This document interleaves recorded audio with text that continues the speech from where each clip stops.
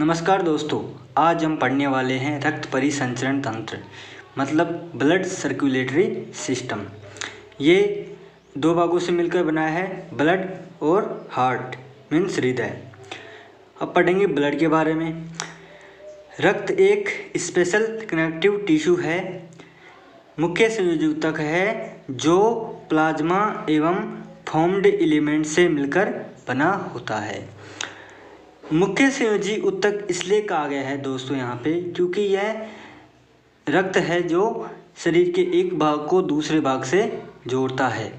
जैसे अपन लोगों ने श्वास के माध्यम से ऑक्सीजन ली तो वो ऑक्सीजन लंग्स से शरीर की प्रत्येक कोशिकाओं तक जाएगी, तो उसका ऑक्सीजन को ले जाने वाला माध्यम क्या बना?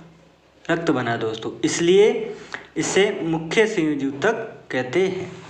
अब पढ़ेंगे दोस्तों ब्लड के बारे में। इसको हिंदी में आप रक्त या रुधिर कह सकते हैं।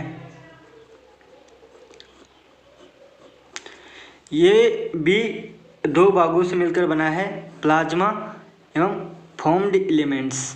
आप फॉर्म्ड एलिमेंट्स को सेल्स भी कह सकते हैं। अब इसमें आप प्लाज्मा के बारे में पढ़ेंगे दोस्तों। प्लाज्मा एक हल्के भूरे रंग एवं गाढ़ा द्रव है जो सामान्यतया ब्लड का 55% भाग बनाता है दोस्तों। मतलब मान लीजिए आपका टोटल ब्लड है 100 ml मान लीजिए दोस्तों, तो उसमें से 55 ml आपका हो जाएगा प्लाज्मा और जो 45% बचा है वो हो जाएगा सेल्स या फॉर्म्ड एलिमेंट हो जाएगा दोस्तों। अब पढ़ेंगे आगे। प्लाज्मा में 90 से 92% जल तथा 6 से 8% प्रोटीन पाई जाती है। कुछ मुख्य प्रोटीन जैसे फिब्रिनोजन, ग्लोबुलिन्स एवं एल्ब्यूमिन होती हैं। इसका मतलब क्या हुआ दोस्तों कि प्लाज्मा में बहुत सारी प्रोटीन पाई जाती हैं, लेकिन जो सबसे अधिक मात्रा में पाई जाती हैं वो होती हैं फिब्रिनोजन, ग्लोबुलिन्स एवं एल्ब्यूमिन। अब इनके बारे में बारी बारी से पढ़ते हैं दोस्तों। पहला है फिब्रिनोजन। फिब्रिनोजन रक्त का थक्का, इंग्लिश में बोलते हैं क्लोटिंग, बनाने में सहायता करता है। दूसरा ग्लोबुलिन्स, मुख्यतया शरीर की रक्षा डिफेंस करने में सहायता करती हैं। आप ग्लोबुलिन्स को अल्फा, बीटा, गामा पर भागों में बांट सकते हैं और जो गामा ग्लोबुलिन्स होती हैं उनको इम्यूनो ग्लोबुलिन्स कहते हैं दोस्तों, आईजी कहते हैं दोस्तों। ये आईजी शरीर को प्रतिरक्षा प्रदान करती है दोस्तों।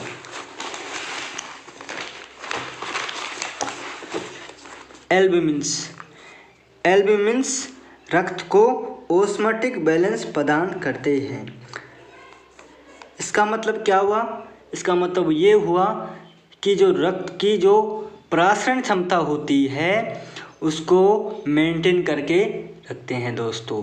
आप ऐसे समझ सकते हैं, मान लीजिए ये एक ब्लड वेसल है और ये है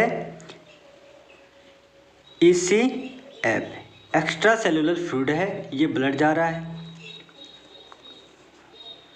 मान लीजिए जो ब्लड है उसकी प्रासरण क्षमता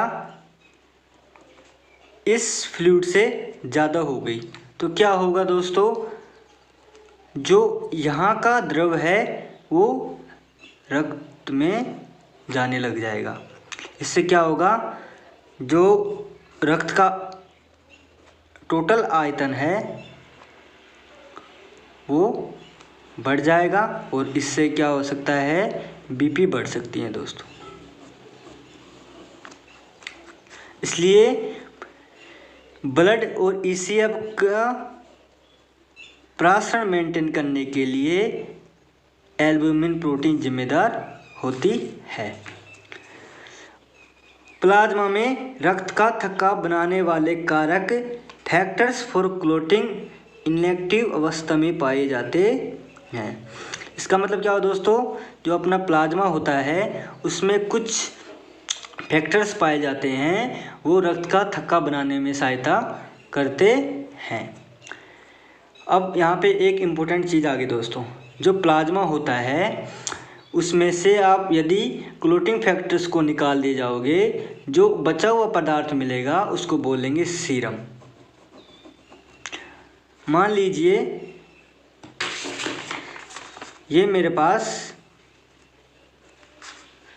ब्लड है, इसे प्लाज्मा है, और इसके अंदर जो दिख रहे हैं ये हैं क्लोटिंग फैक्टर्स। यदि मैं इस क्लोटिंग फैक्टर्स को निकाल दूं तो बचा हुआ जो द्रव होगा उसको बोलेंगे सीरम। क्या बोलेंगे दोस्तों, सीरम। थैंक यू दोस्तों।